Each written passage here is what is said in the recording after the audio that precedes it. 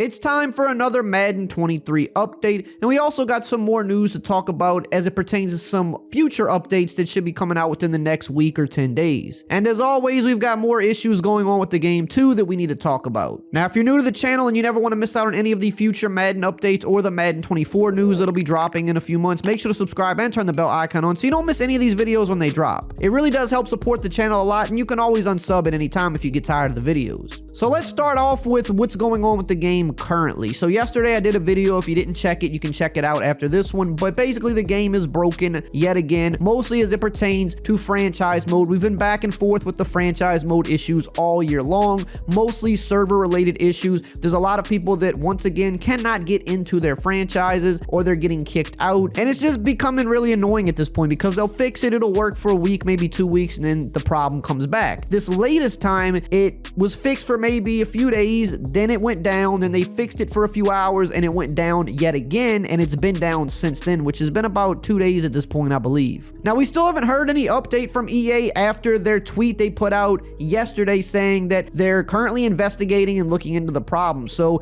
that means that they don't even have a solution yet, because when they do get a solution, they will tweet out that they have the solution, and they will usually give us a time where the maintenance will occur so that they can go in and fix the server problems. But they haven't even put that out yet, so it's looking like this is going to still be a problem at least through the weekend. And I also believe they're not even in the office right now. I could be wrong. I know there's some people probably there, some IT guys or whatever, probably working on some stuff, but the main staff is on holiday break right now, so that could mean it might take even longer for this to get sorted out. Hopefully not, but it's just been the issue all year, and at this point I don't know if it's really going to be fixed completely. It's probably going to continue to happen. Now, in terms of the upcoming title update that we're getting probably within the next week to 10 days, usually the first 10 days of a new month is when we get the big overall game update. As far as we know, they're still pretty much saying that we're going to get some big updates to gameplay, some meta shifting stuff, because we have not got that all year. And of course, if you've listened to any of my previous videos, you know that's mainly the man defense meta, but man defense has actually gotten a little worse after the last update. I don't think they did it intentionally, but it definitely did get a little worse. But they're probably still looking to further balance man and man blitzing and maybe even aggressive catching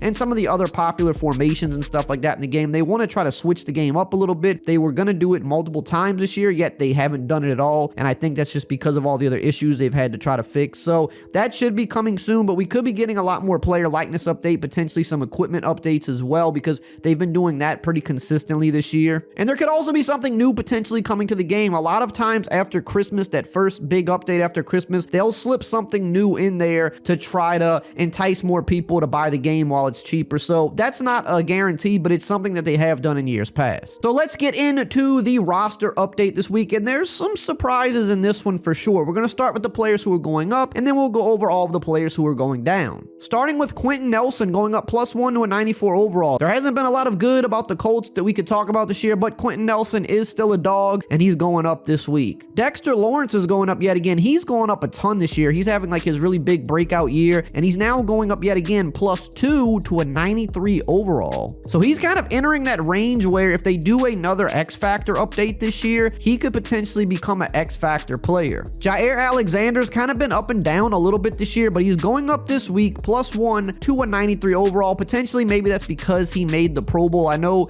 after the Pro Bowl rosters are announced, a lot of times players will get bumped up if they make the Pro Bowl, so that might be why he's getting bumped up. Quentin Williams has been going up all year, and he's continuing to go up again. He's also having that big breakout year. He's going up +1 to a 93 overall. Another guy that could potentially be on X Factor watch. Roquan Smith has been going up more so since he got traded to the Ravens for some reason. He's going up again +1 to a 91 overall, but they didn't give him that much love, in my opinion, when he was with the Bears. Andrew Thomas, another player that has been having a really good breakout year. I mean, he was pretty solid last year too, but this year he's kind of just taking it up a notch, becoming one of the best tackles in the league, and he's going up yet again +1 to a 89 overall. Bobby Wagner been going down a lot this year, but now he's kind of back on the upswing, going up +1 to a 89 overall as well. And TJ Hawkinson's also going up +1 to a 89. We've got Brian Burns going up +1 to a 88 overall. We've also got CeeDee Lamb, who made the Pro Bowl, going up +1 to an 88, and his teammate Ezekiel Elliott going up +1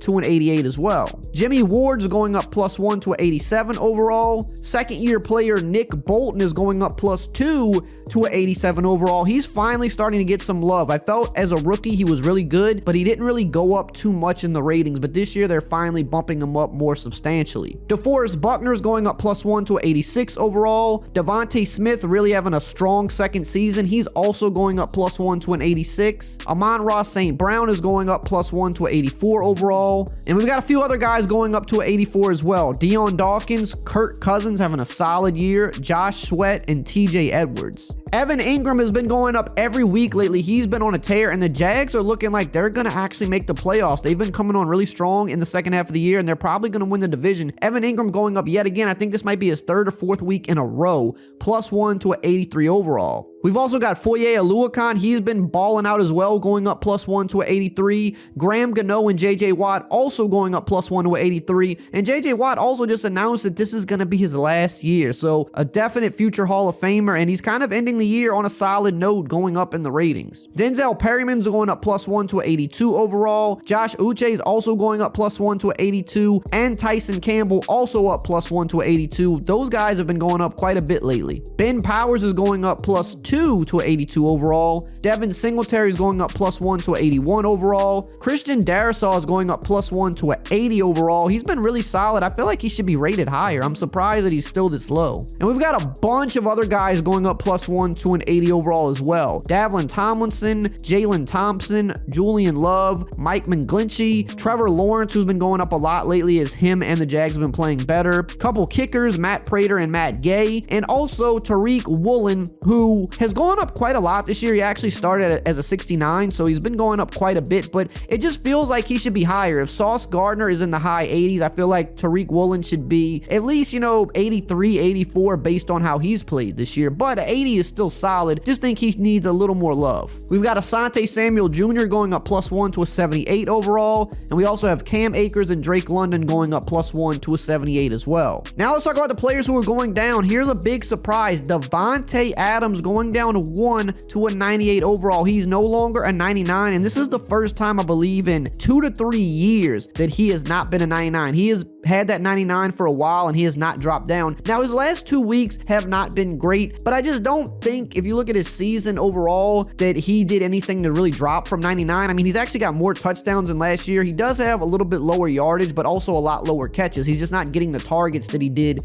in Green Bay, and obviously Derek Carr is no Aaron Rodgers. But he's probably still going to finish the year like over 1,400 yards, probably 13, 14 touchdowns. I just don't think that his overall stat line is not 99 overall worthy. His last 2 weeks have just been a little low. Jonathan Allen's going down 1 to a 92 overall.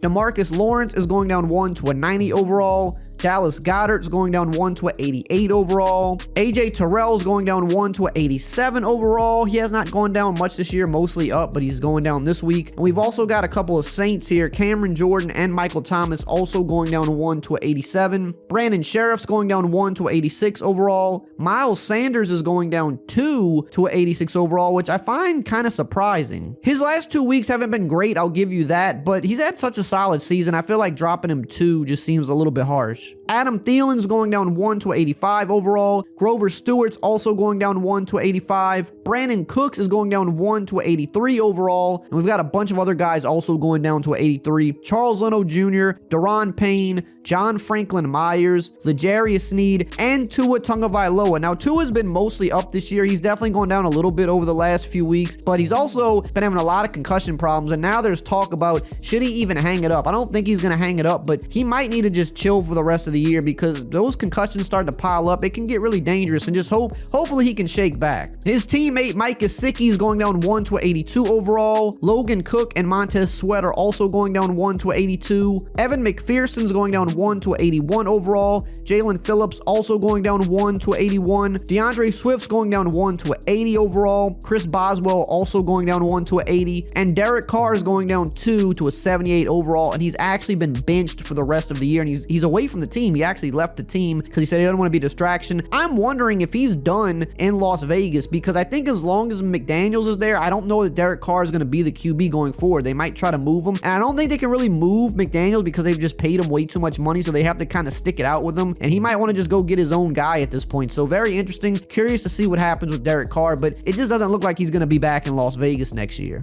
Now, if you want to know more about the current problems with franchise mode and other issues that are going on with Madden right now, you can check out this video I did yesterday right here on the screen.